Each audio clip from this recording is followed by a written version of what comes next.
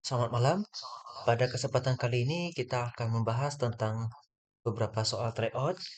Ini yang pertama kita di tes wawasan kebangsaan terlebih dahulu. Soal satu. Bela negara merupakan sebuah konsep yang disusun oleh perangkat perundangan dan petinggi suatu perusahaan, suatu negara tentang patriotisme seseorang, suatu kelompok atau seluruh komponen dari suatu negara dalam kepentingan mempertahankan eksistensi negara tersebut. Secara fisik, hal ini dapat diartikan sebagai usaha pertahanan menghadapi serangan fisik atau agresi dari pihak yang mengancam keberadaan negara tersebut.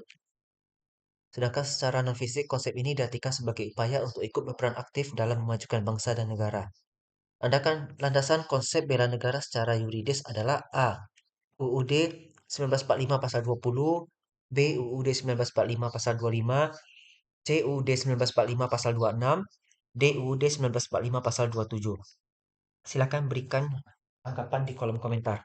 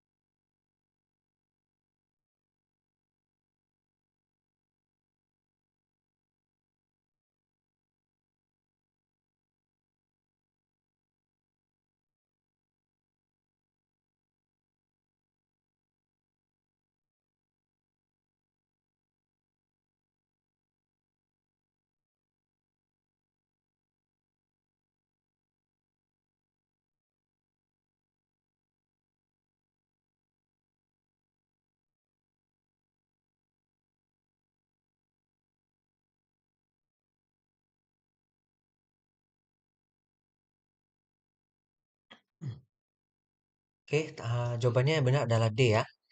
Landasan konsep bela negara adalah adanya wajib militer dengan tentara atau perangkat pertahanan negara lainnya sebagai subjeknya, baik sebagai pekerjaan yang dipilih atau sebagai akibat dari rancangan tanpa sadar atau wajib militer. Di dunia, sedikit negara yang memberlakukan wajib militer sebagai warganya yang memenuhi syarat berbeda.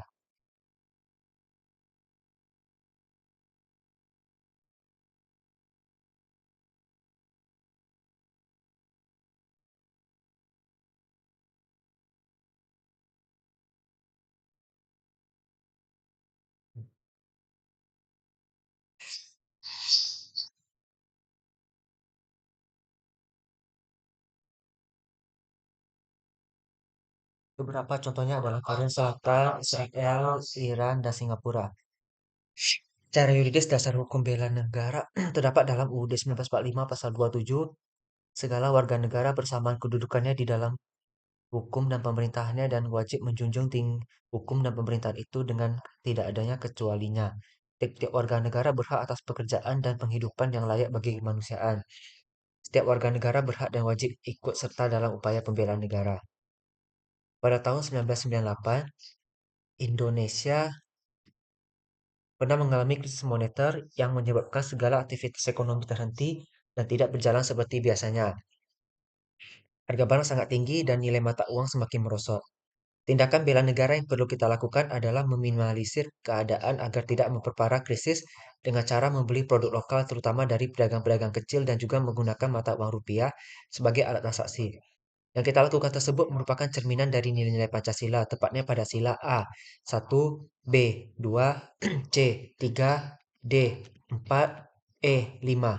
Silakan berikan tanggapan di kolom komentar.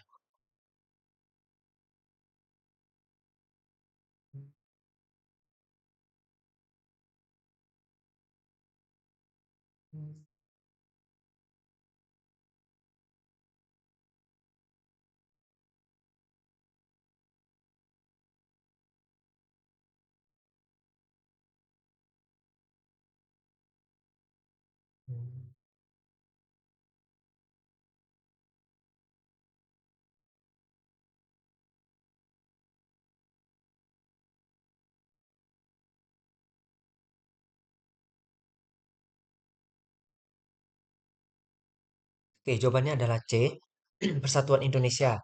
Karena membantu memulihkan ekonomi dengan cara membeli produk lokal dan transaksi menggunakan rupiah merupakan bagian dari nilai Pancasila, tepatnya sila Persatuan Indonesia, yakni mampu menempatkan persatuan kesatuan serta kepentingan dan keselamatan bangsa dan negara sebagai kepentingan bersama di atas kepentingan pribadi dan golongan.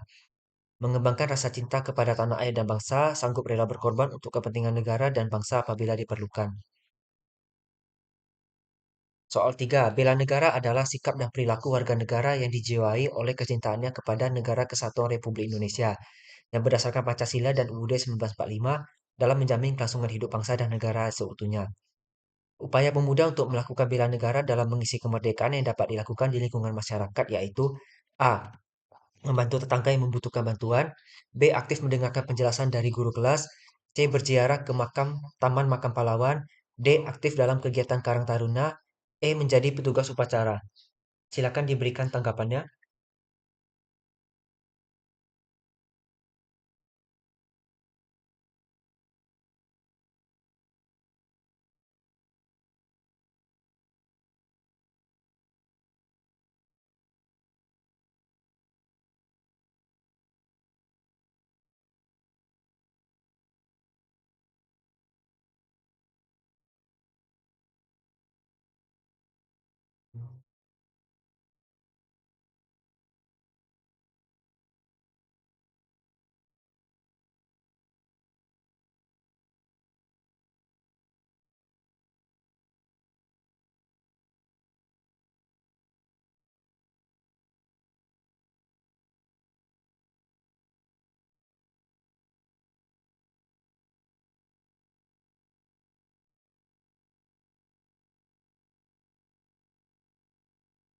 Tanggapan yang diberikan A ya. Tapi jawaban yang benar adalah D. Upaya pemuda dalam bela negara yang bisa dilakukan untuk meneruskan kemerdekaan adalah aktif untuk ikut kegiatan Karang Taruna. Di dalam kegiatan Karang Taruna tersebut terdapat kegiatan positif, salah satunya turnamen sepak bola dan voli, pendidikan, pelatihan kepemimpinan anggota organisasi, pelatihan teknis dan personal skill, kadar lingkungan dan bank sampah, pertunjukan kelompok kesenian atau sejenisnya, pelatihan sablon untuk para pemuda dan lain sebagainya. Kegiatan tersebut merupakan wadah pembangunan generasi muda-mudi kita. Soal berikutnya, Yunan lebih bangga menggunakan produk buatan dalam negeri daripada produk buatan luar negeri. Ia berpendapat bahwa produk dalam negeri memiliki kualitas yang baik dan tidak kalah dengan produk buatan luar negeri. Selain Yunan percaya bahwa penggunaan produk buatan dalam negeri juga menggerakkan roda perekonomian. Cerita Yunan di atas merupakan perwujudan upaya bela negara yang didasarkan pada A. Rasa cinta tanah air, B. Tingkat perekonomian bangsa, C. Sikap bangsa yang berlebihan, D. Upaya peningkatan kualitas produk luar negeri, upaya peningkatan kualitas produk dalam negeri. Silakan diberikan tanggapan melalui kolom komentar.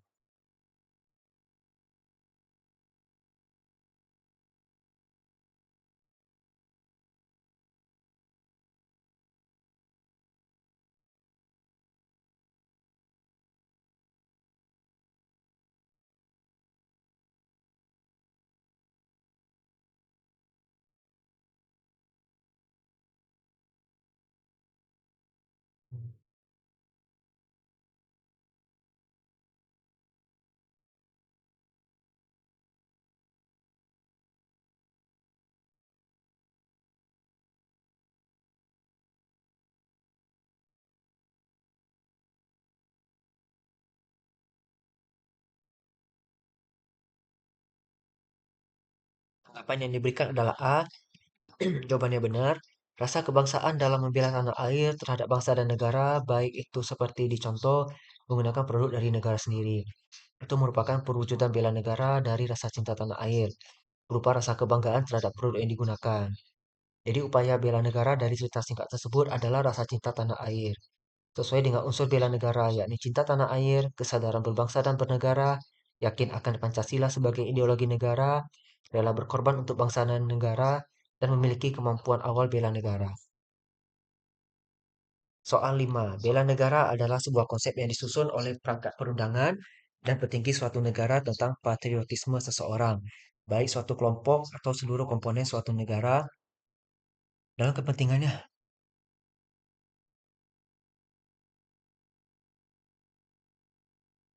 mempertahankan eksistensi negara. Secara fisik, hal ini dapat diartikan sebagai usaha pertahanan menghadapi serangan fisik atau agresi dari pihak yang mengancam keberadaan negara tersebut.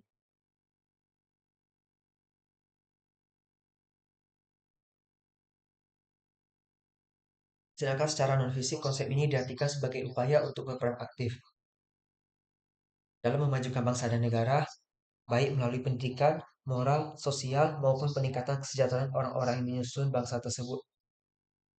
Di bawah ini yang merupakan implementasi dari bela negara dalam rangka mempertahankan negara adalah A. Membantu memperjuangkan kemerdekaan dengan belajar dan menambah ilmu sebanyak-banyaknya. B. Selalu mengikuti upacara bendera setiap tanggal 17 Agustus. C. Membeli produk-produk lokal demi meningkatkan perekonomian negara dan membantu pedagang kecil untuk berdagang untuk memenuhi kebutuhan hidupnya. D. Bekerja dengan giat untuk memajukan industri dan perusahaan demi tercapai visi misi perusahaan. E. Mendapat arahan dari pemerintah untuk melakukan pertempuran di medan perang melawan agresi militer negara lain yang menyerang tanah air. Silakan berikan tanggapan melalui kolom komentar.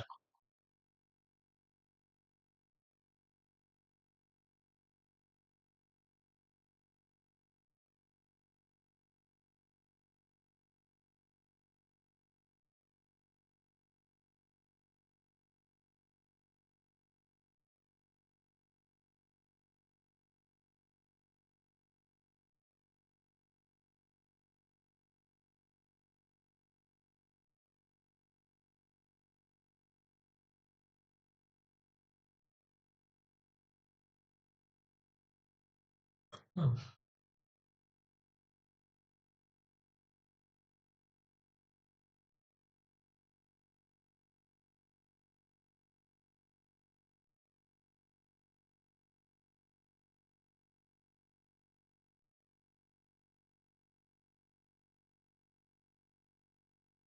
Tanggapan diberikan C. Tapi jawaban yang benar adalah E.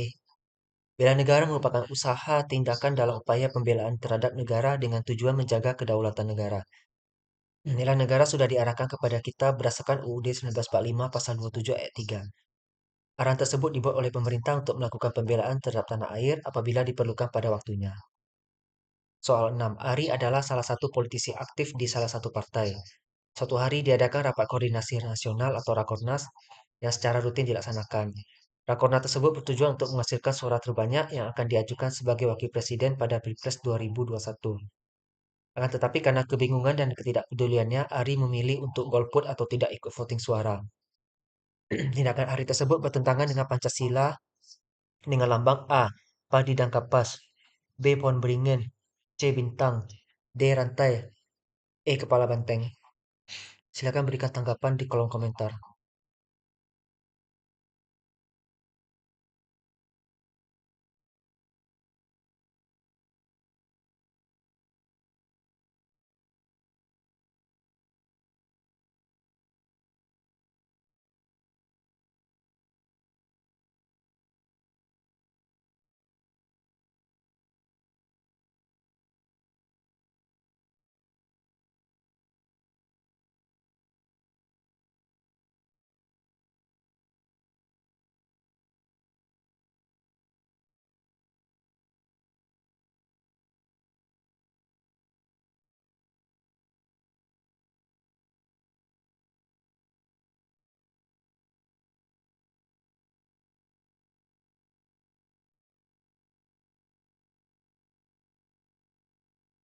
Tanggapan diberikan adalah E.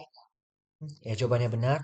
Pada pernyataan soal disebutkan bahwa Ari tidak ikut melakukan voting suara untuk mengambil keputusan bersama. Artinya perbuatan Ari tersebut melanggar sila keempat dengan lambang kepala banteng, di mana sila tersebut menjunjung tinggi musyawarah mufakat untuk mencapai kesepakatan bersama.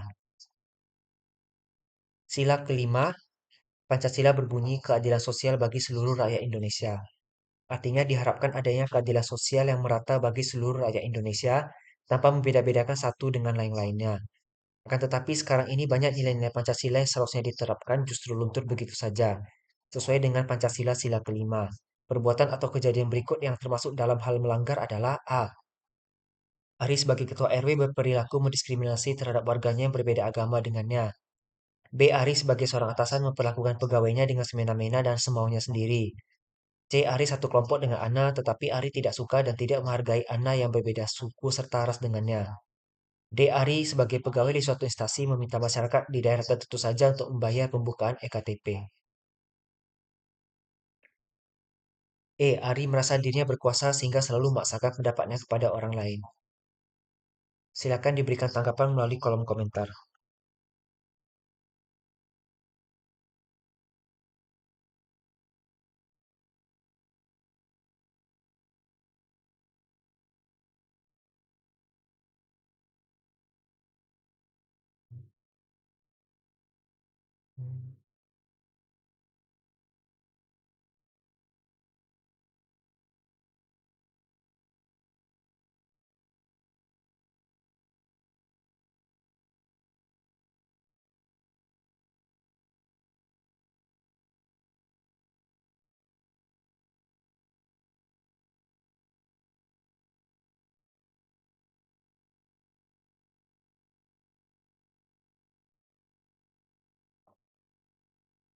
Tanggapan yang diberikan adalah D. Jawabannya benar, Ari sebagai pegawai di suatu instansi yang meminta masyarakat di daerah tertentu saja untuk membayar ketika membuat EKTP. Artinya di sini Ari sudah berperilaku tidak adil terhadap orang lain.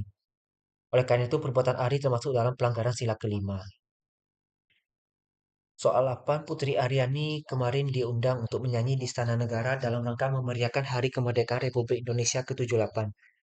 Penampilan Putri Aryani tentunya mengundang banyak perhatian banyak orang dan apresiasi yang berdatangan dari berbagai kalangan.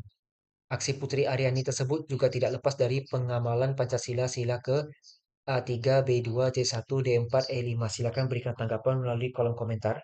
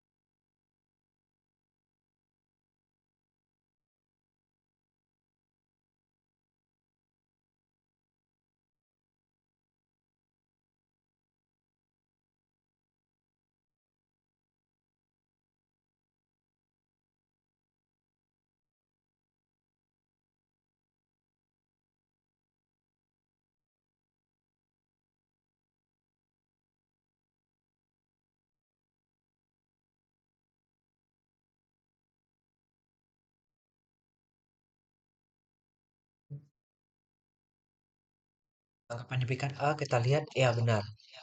Peringatan Hari Kemerdekaan Republik Indonesia yang terlaksana dengan berbagai lomba dan penampilan. Hal ini adalah wujud pengamalan sila ketiga Pancasila yang bunyinya adalah Persatuan Indonesia. Dalam sila ketiga Pancasila ini tersimpan semangat cinta tanah air dan kerelaan untuk berkorban. Jika kita cermati butir pengalaman pengamalan sila ketiga Pancasila ini, maka akan mendapati bahwa kita dianjurkan agar mencintai negeri ini dan bersemangat untuk menjaga serta merawat kemerdekaannya. Salah satu upaya kita yaitu dengan merayakan Hari Kemerdekaan dengan meriah dan juga sebagai wujud penghormatan bagi para pahlawan bangsa. Soal 9, Arman adalah salah satu anggota DPRD di suatu daerah. Pada saat rapat paripurna, anggota Arman menyuarakan pendapatnya dengan lantang dan jelas. Tetapi pada saat itu Tono juga menyuarakan pendapat yang bertentangan dengan pendapat Arman. Adanya perbedaan pendapat dalam rapat paripurna DPRD adalah hal yang biasa. Hal tersebut merupakan cerminan Pancasila dari sila keempat dengan butir yang berbunyi A. Sebagai warga negara dan warga masyarakat, setiap manusia Indonesia punya kedudukan hak dan kewajiban yang sama. B. Tidak boleh memaksakan kehendak kepada orang lain. C. Mengutamakan musyawarah dalam mengambil keputusan untuk kepentingan bersama. D. Musyawarah untuk mencapai mufakat diliputi oleh semangat kekeluargaan. E. Menghormati dan menjunjung tinggi setiap keputusan yang dicapai sebagai hasil musyawarah. Silakan berikan tanggapan melalui kolom komentar.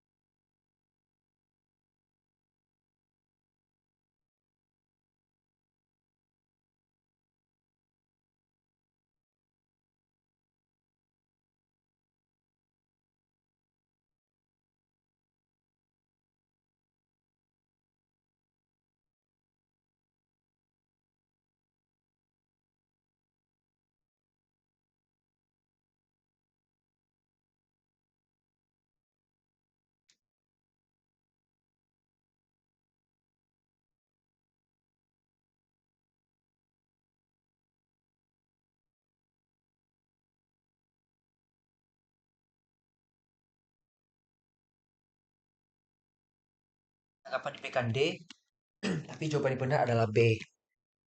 Kejadian yang ada pada rapat paripurna DPD tersebut merupakan cerminan Pancasila dari sila keempat.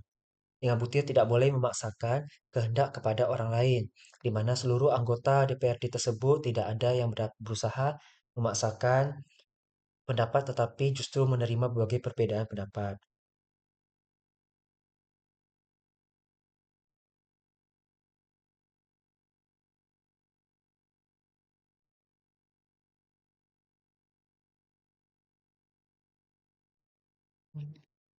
Soal 10.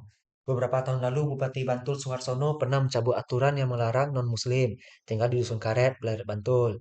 Regulasi desa tersebut dinilai tak sesuai dengan aturan hukum yang ada di tingkat yang lebih tinggi. Hal itu berdasarkan laporan seorang pelukis asal Semarang, Slamet Juniarto, terancam tidak bisa tinggal di rumah kontrakannya di Dusun Karet, Belarit Bantul. Alasannya, Slamet beragama non-muslim. Tindakan yang diambil oleh Bupati Bantul ini tentunya selaras dengan pengamalan Pancasila, sila ke-1 dengan butir A. Bangsa Indonesia menyatakan kepercayaannya dan ketakwaannya kepada Tuhan Yang Maha Esa. B. Manusia Indonesia percaya dan takwa kepada Tuhan Yang Maha Esa sesuai dengan agama dan kepercayaan masing-masing menurut dasar kemanusiaan yang adil dan beradab. C. Mengembangkan sikap hormat, menghormati, dan bekerja sama antara pemeluk agama dengan penganut kepercayaan yang berbeda-beda terhadap Tuhan Yang Maha Esa. D. Agama dan kepercayaan terhadap Tuhan Yang Maha Esa adalah masalah yang menyangkut hubungan pribadi manusia dengan Tuhan Yang Maha Esa. E. Tidak memaksakan suatu agama dan kepercayaan terhadap Tuhan Yang Maha Esa kepada orang lain. Silakan berikan tanggapan melalui kolom komentar.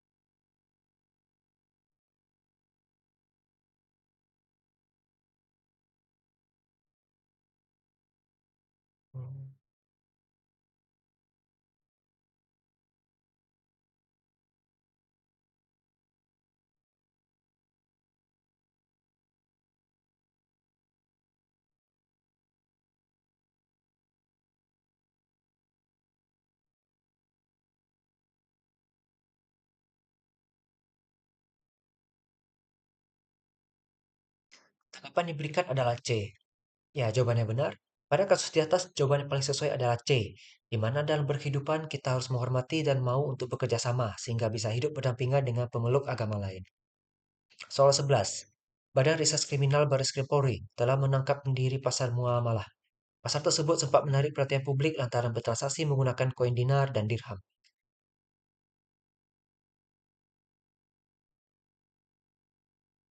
Pihak pemerintah setempat pun sempat melaporkan hal itu ke Satpol PP Kota Depok.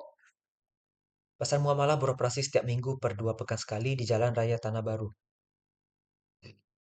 Kelurahan Tanah Baru, Kecamatan Beji, Kota Depok. Pasar muamalah dibuka di sebuah ruko milik seorang warga bernama Zaim berusia 60 tahun dan beroperasi mulai pukul 7 hingga 11 waktu Indonesia Barat. Setiap transaksi di pasar tersebut menggunakan koin dinar dan dirham. Pasar tersebut menjual sejumlah barang seperti sendal nabi, parfum, makanan ringan, madu, hingga pakaian. Sumber CNBC Indonesia.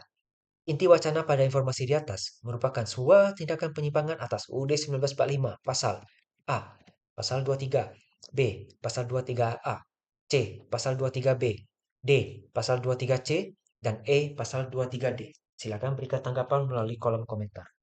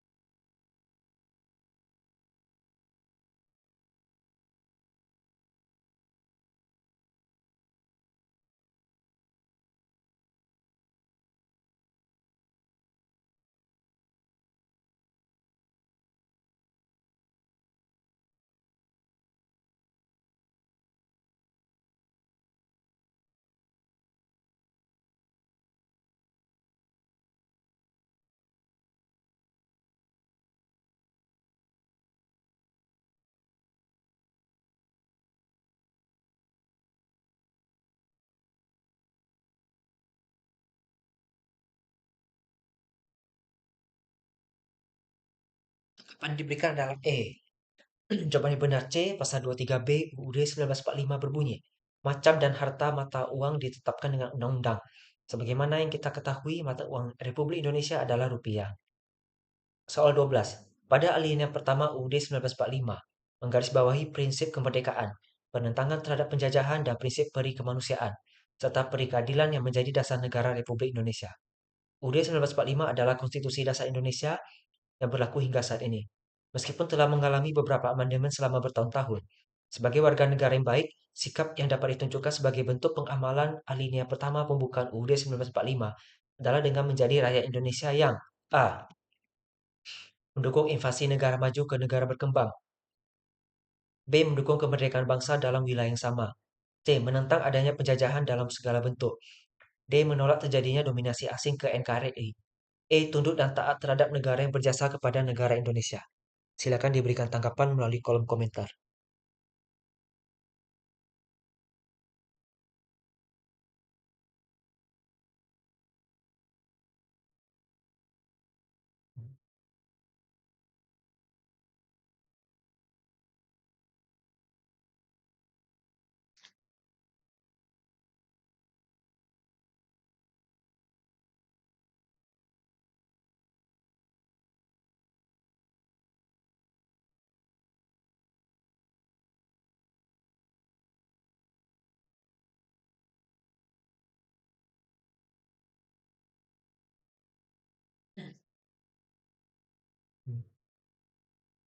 Apa yang diberikan adalah C.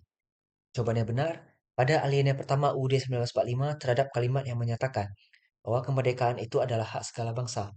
Oleh karena itu, jawaban yang paling tepat adalah dengan menentang adanya penjajahan dalam segala bentuk. Soal 13.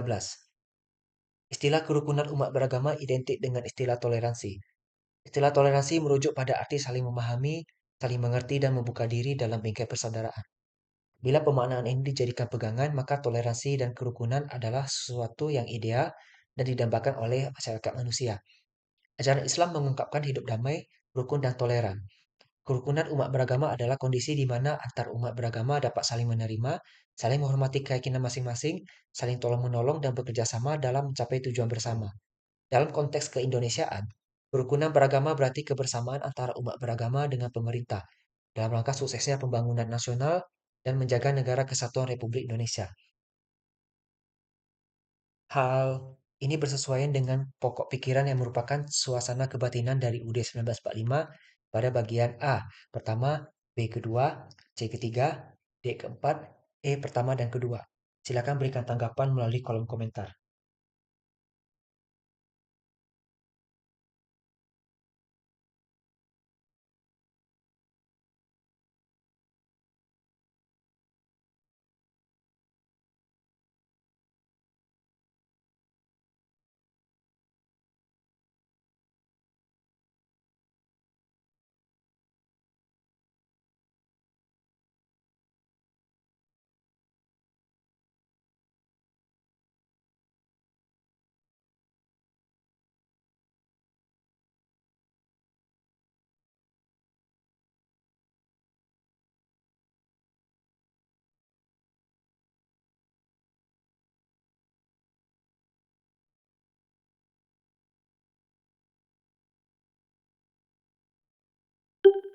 Jawabannya D ya.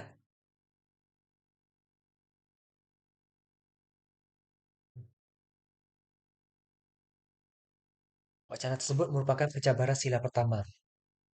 Sila pertama merupakan gambaran pokok-pokok pikiran yang merupakan suasana kebatinan dari UUD 1945 pada bagian keempat.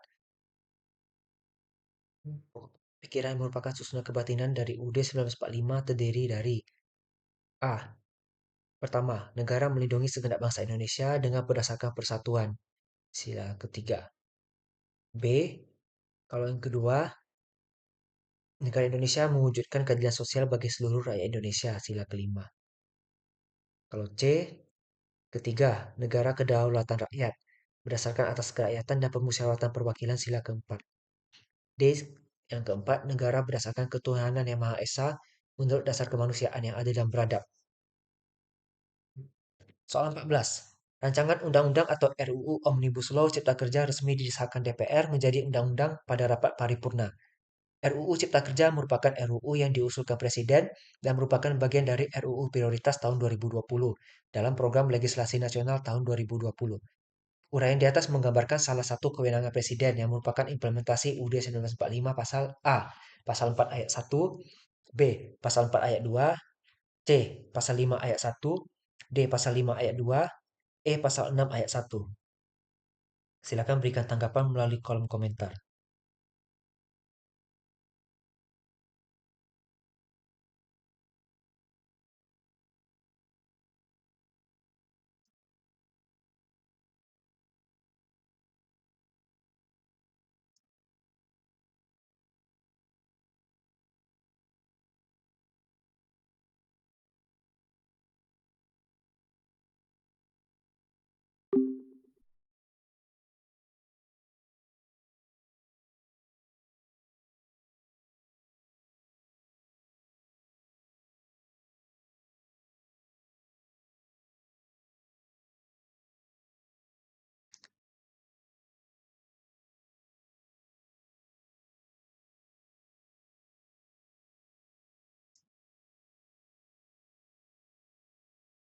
Jawaban yang diberikan adalah A.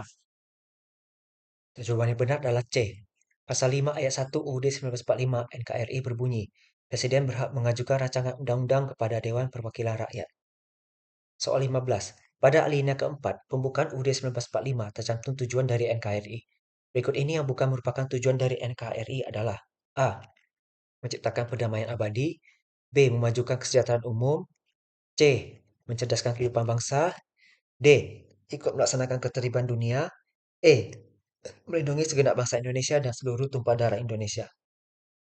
Silakan diberikan tanggapan melalui kolom komentar.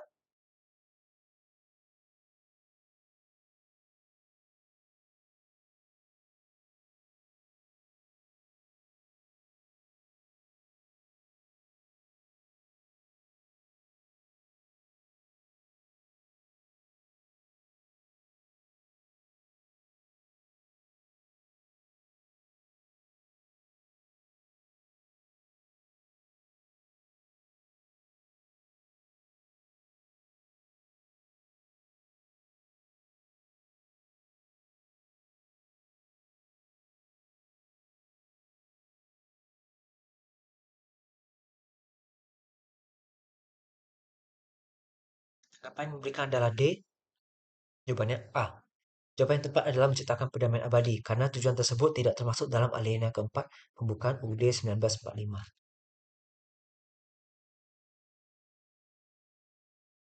Soal 16. Sumpah Pemuda adalah salah satu tonggak utama dalam sejarah pergerakan kemerdekaan Indonesia. Ikrar ini dianggap sebagai kristalisasi semangat untuk menegaskan cita-cita berdirinya negara Indonesia.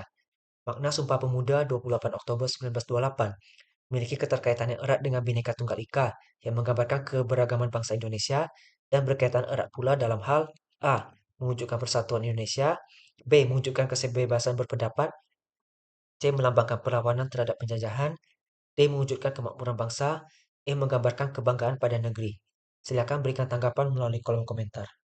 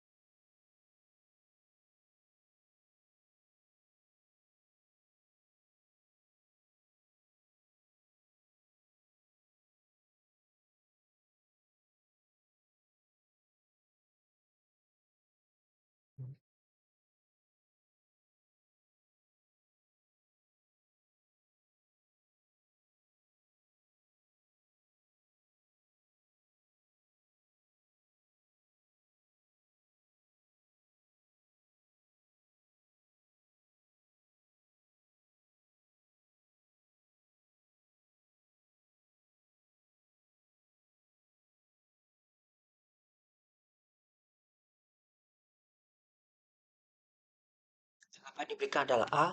Jawabannya benar. Sumpah Pemuda merupakan salah satu hal yang menjadi wujud dan tonggak persatuan dari bangsa Indonesia. Sehingga jawaban yang paling tepat adalah menunjukkan persatuan Indonesia. Soal 17. Bhinneka Tunggal Ika adalah moto atau semboyan bangsa Indonesia yang tertulis pada lambang negara Indonesia yaitu Garuda Pancasila. Dirumuskannya Bhinneka Tunggal sebagai semboyan NKRI mempunyai maksud dan makna yang berarti bagi bangsa Indonesia. Dalam hal ini, arti ketunggal ikaan yang dimaksud adalah A. Cita-cita kebangsaan, B. Merdeka, C. Nasionalisme, D. Beragam, E. Persatuan. Silakan berikan tanggapan melalui kolom komentar.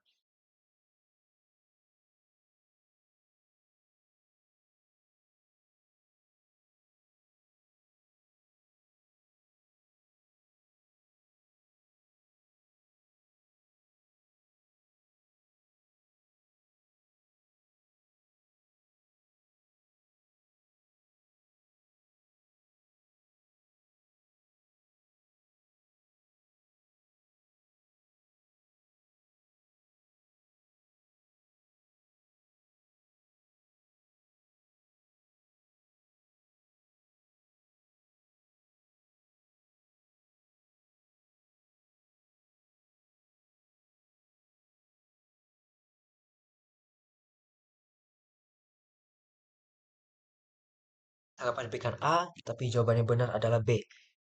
Semboyan Bhinneka Tunggal Ika dapat diartikan dalam beberapa makna, yaitu kebinekaan yang memiliki maksud realitas sosial, sedangkan ketunggal ikaan yang dimaksud adalah sebuah cita-cita kebangsaan.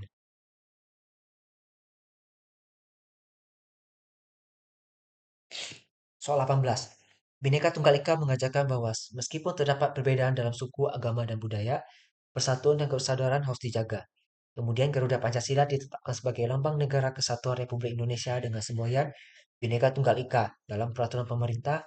Dasar hukum yang menetapkannya yaitu A. Peraturan Pemerintah Nomor 66 Tahun 1951, B. Peraturan Pemerintah Nomor 67 Tahun 1951, C. Peraturan Pemerintah Nomor 68 Tahun 1951, D. Peraturan Pemerintah Nomor 69 Tahun 1951, E. Peraturan Pemerintah Nomor 65 Tahun 1951. Silakan berikan tanggapan melalui kolom komentar.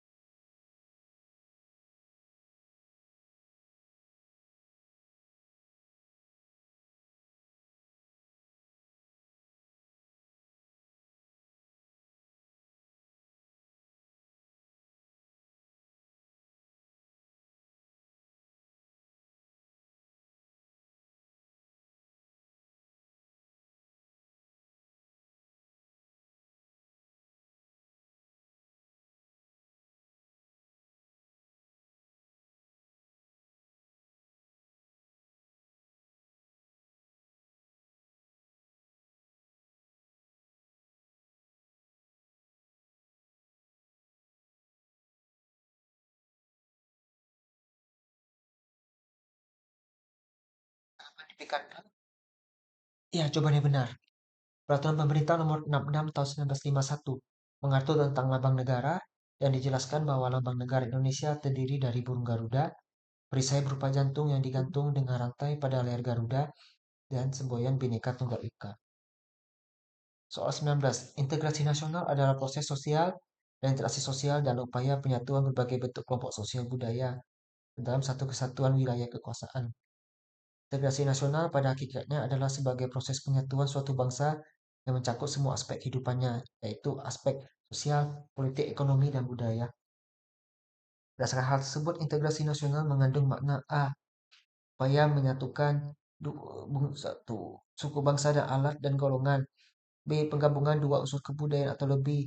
C. Keinginan bersatu sebagai hasrat bangsa yang merdeka. D. Proses mempersatukan keberagaman bangsa Indonesia. E. Adanya kekuatan bangsa berdasarkan perbedaan sara. Silakan berikan tanggapan di kolom komentar.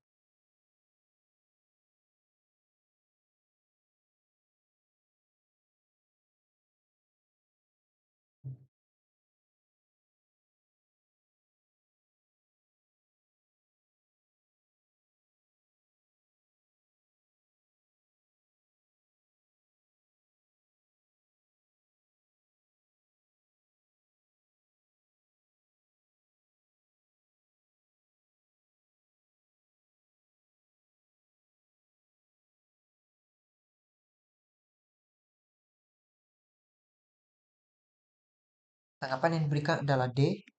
Jawabannya benar.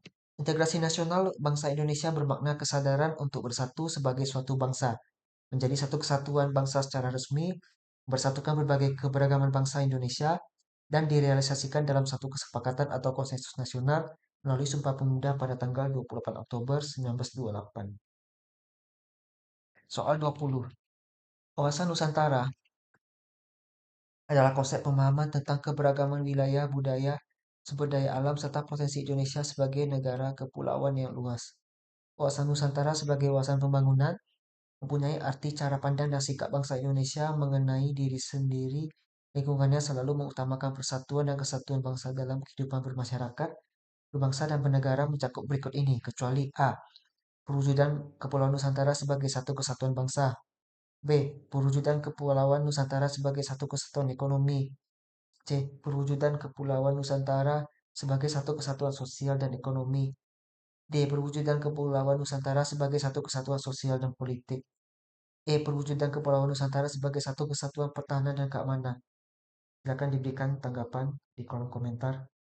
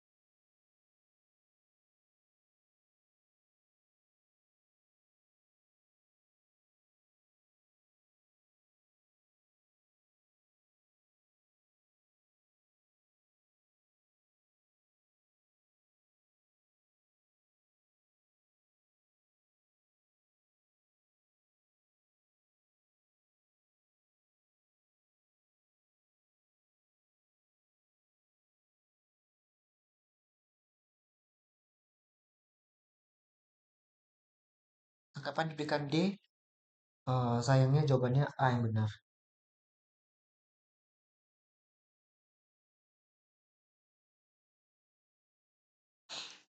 Wawasan Nusantara sebagai wawasan pembangunan mempunyai arti cara pandang dan sikap bangsa Indonesia mengenai diri sendiri dan lingkungannya.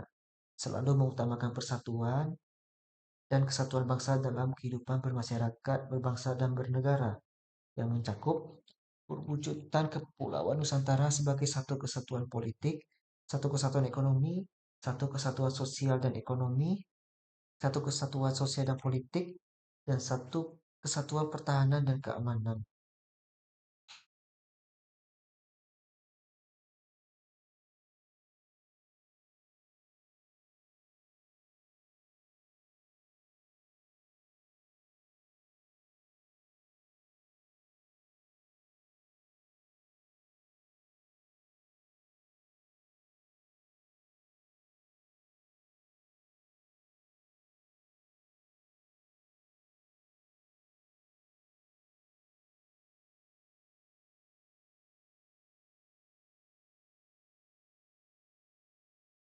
Soal 21. Di sebuah perusahaan dengan keberagaman budaya tinggi, terdapat diskusi yang membahas antara beberapa karyawan yang mewakili berbagai latar belakang budaya. Salah satu karyawan mengekspresikan pandangannya tentang nilai-nilai budaya yang seharusnya dijunjung tinggi di tempat kerja. Sementara yang lain merasa bahwa keberagaman harus diprioritaskan di atas segalanya. Tindakan prioritas yang harus dilakukan untuk menyelesaikan konflik ini adalah A. Minta manajemen untuk menetapkan kebijakan yang mengharuskan semua karyawan mengikuti satu set nilai dan tradisi tertentu. B. Bentuk kelompok kerja khusus yang bertugas untuk merancang program pembinaan keberagaman budaya bagi seluruh karyawan. C. Minta karyawan berbeda pendapat untuk memisahkan diri dari diskusi agar tidak memperburuk konflik. D. Mengatur kegiatan sosial di luar jam kerja untuk mempererat hubungan antar karyawan dari berbagai latar belakang budaya. E.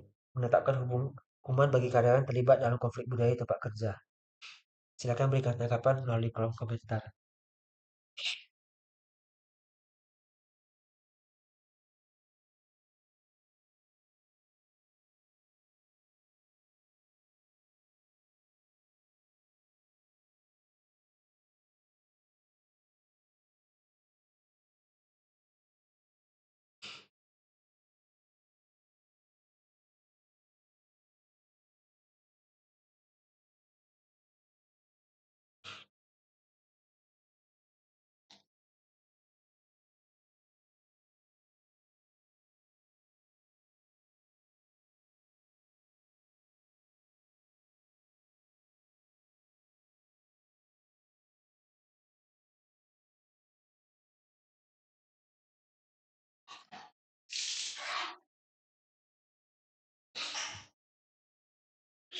Tanggapan yang diberikan adalah B.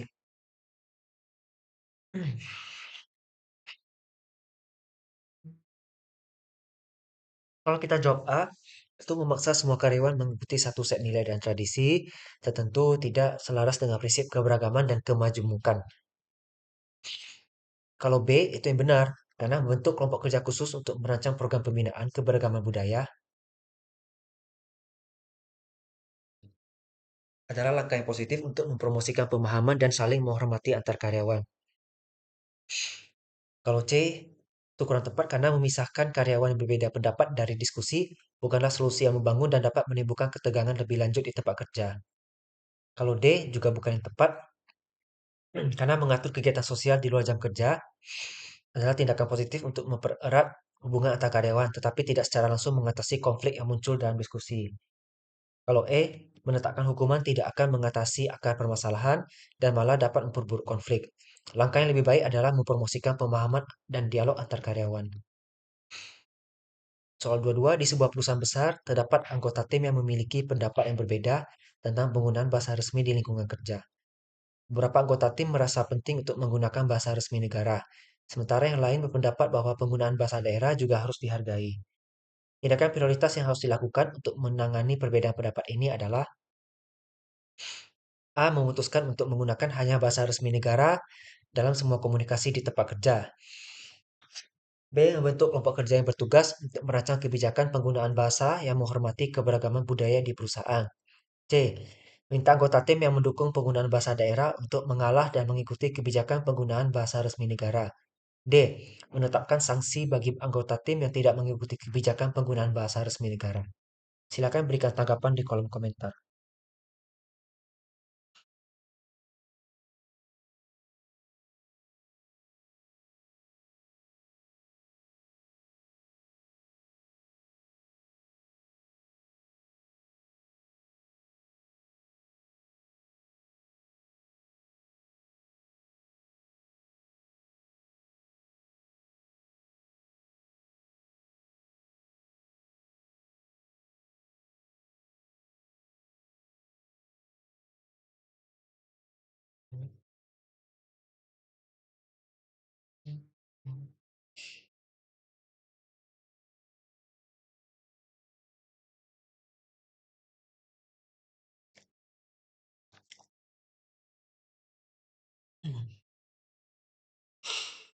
Tanggapan yang diberikan B ya. Ya, jawabannya benar.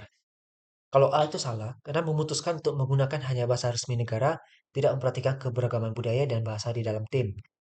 Kalau B itu benar, karena membentuk kelompok kerja untuk merancang kebijakan yang menghormati keberagaman budaya adalah langkah yang konstruktif untuk membangun perbedaan pendapat dan mempromosikan inklusi di lingkungan kerja. Kalau C itu kurang tepat karena meminta anggota tim untuk mengalah dan mengikuti kebijakan tertentu, tidak mempromosikan saling pengertian dan inklusi di tempat kerja. Kalau D, menetapkan sanksi tidak akan memperbaiki hubungan antara anggota tim dan malah dapat menimbulkan konflik lebih lanjut. Kalau E, kurang tepat juga karena mengadakan sesi diskusi terbuka adalah langkah positif untuk mempromosikan dialog dan saling berpengertian antar anggota tim, tapi tidak secara langsung mengatasi perbedaan pendapat tentang penggunaan bahasa. Soal 23. Di sebuah kantor pemerintahan, terjadi ketidaksepakatan antara beberapa pegawai tentang pentingnya menghormati kegerabatan budaya dalam pelaksanaan tugas sehari-hari. Beberapa pegawai berpendapat bahwa budaya mereka harus menjadi prioritas, sementara yang lain menganggap penting untuk menghormati dan memahami keberagaman budaya yang ada di sekitar mereka. Tindakan prioritas yang harus dilakukan untuk menyelesaikan ketidaksepamahaman ini adalah A. Menetapkan bahwa budaya mayoritas akan menjadi standar dalam semua kegiatan di kantor. B. Membentuk kelompok kerja yang bertugas untuk mempromosikan penghargaan terhadap keberagaman budaya di tempat kerja. C. Meminta pegawai untuk mengikuti pelatihan keberagaman budaya yang diselenggarakan oleh perusahaan.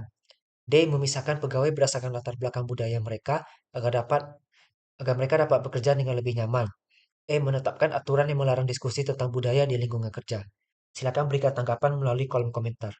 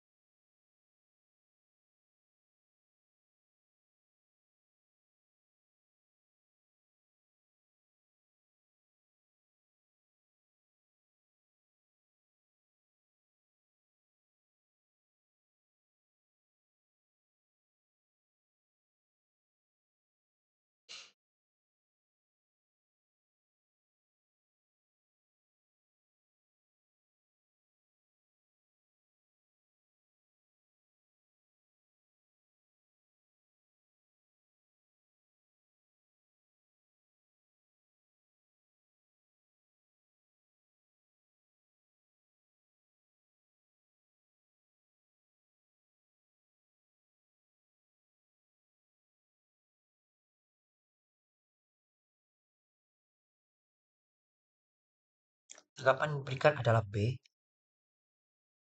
Ya, benar. Menetapkan kalau A itu kurang tepat karena menetapkan budaya mayoritas sebagai standar tidak memperhatikan keberagaman budaya dan dapat menimbulkan ketegangan di antara pegawai. Kalau B itu yang benar karena membentuk kelompok kerja untuk mempromosikan penghargaan terhadap keberagaman budaya adalah langkah yang positif untuk memperbaiki hubungan antar pegawai dan memperkuat nilai-nilai NKRI. C kurang tepat karena memberikan pelatihan keberagaman budaya dapat bantu meningkatkan pemahaman dan ini. Kalau D itu kurang tepat karena memisahkan pegawai berdasarkan latar belakang budaya mereka, tidak mempromosikan inklusi dan penghargaan terhadap keberagaman budaya. Kalau E, itu kurang tepat juga karena melarang diskusi tentang budaya dapat menghambat saling pengertian dan mengabaikan keberagaman budaya yang ada. Soal 24. Di sebuah kantor pemerintahan, terdapat diskusi tentang penggunaan bahasa resmi dalam komunikasi internal. Beberapa pegawai berpendapat bahwa penggunaan bahasa resmi yang disarankan oleh aturan perusahaan tidak praktis dan menghambat komunikasi yang efektif. Namun sebagian besar pegawai lainnya percaya bahwa penggunaan bahasa resmi adalah penting untuk memastikan keseragaman dan profesionalisme dalam komunikasi. Tindakan prioritas yang harus dilakukan untuk menyelesaikan perbedaan pendapat ini adalah A. Meminta semua pegawai untuk tetap menggunakan bahasa resmi dalam semua bentuk komunikasi internal.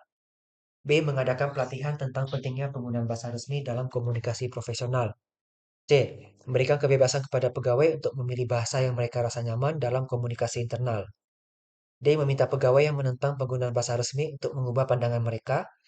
Membentuk komite yang bertugas untuk mengevaluasi manfaat dan tantangan penggunaan bahasa resmi dan memberikan rekomendasi kepada manajemen. Silakan berikan tanggapan melalui kolom komentar.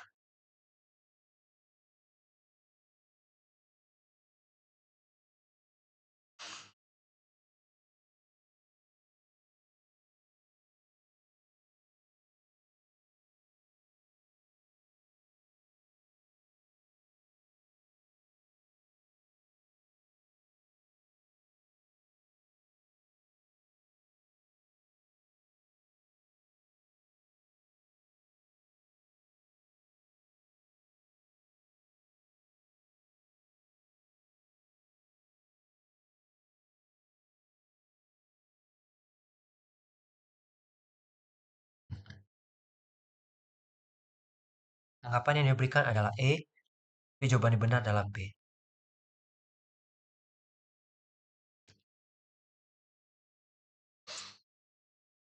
Jadi yang A itu kurang tepat karena meminta semua pegawai menggunakan bahasa resmi dalam komunikasi.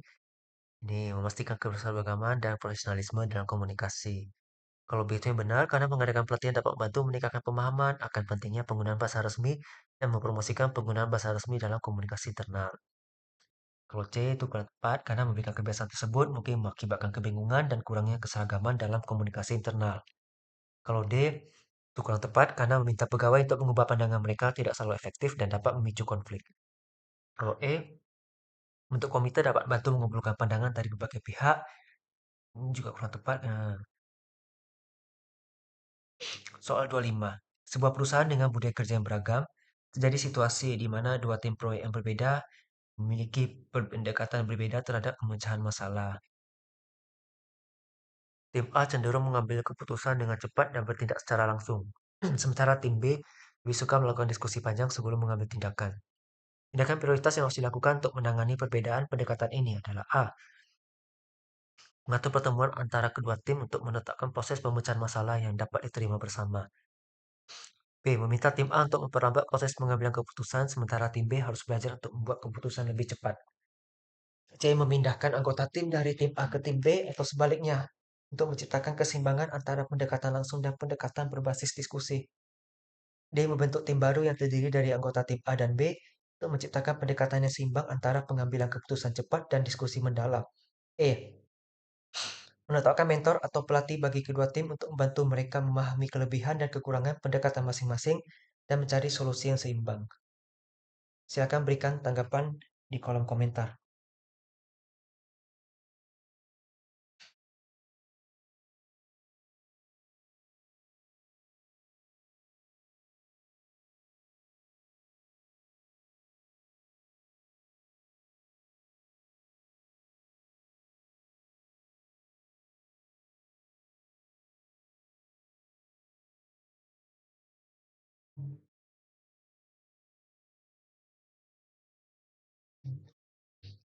Tanggapan yang diberikan B. Jawaban yang benar adalah A ya. Karena A itu memfasilitasi pertemuan antara kedua tim untuk menetapkan proses pemecahan masalah yang dapat diterima bersama adalah tindakan paling tepat dalam mengatasi perbedaan pendekatan ini. Dengan berdiskusi secara terbuka, kedua tim dapat mencapai pemahaman yang lebih baik tentang kebutuhan dan preferensi masing-masing, serta menemukan cara untuk menggabungkan pendekatan mereka agar lebih efektif. Kalau B itu kurang tepat, karena kalau meminta tim A untuk memperlambat proses pengambilan keputusan atau tim B untuk membuat keputusan lebih cepat, mungkin tidak mengatasi masalah secara menyeluruh dan dapat mengganggu produktivitas kedua tim. C juga kurang tepat karena memindahkan anggota tim dari satu tim ke tim lain dapat menciptakan ketidakstabilan di antara tim dan tidak menyelesaikan akar permasalahan. D juga kurang tepat, pembentukan tim baru mungkin menghabiskan waktu dan sumber daya yang berharga tanpa jaminan bahwa tim baru tersebut akan berhasil menciptakan pendekatan yang seimbang. Juga kurang tepat karena menetapkan mentor atau pelatih dapat menjadi langkah berguna, tapi tidak menjamin bahwa kedua tim akan menemukan solusi yang seimbang tanpa melibatkan anggota tim langsung dalam diskusi dan penentuan keputusan. Tidak terasa sudah 1 jam kita bersama dalam sesi pelatihan CPNS ini. Kira-kira apakah ada yang ingin dibahas atau ditanyakan lebih lanjut?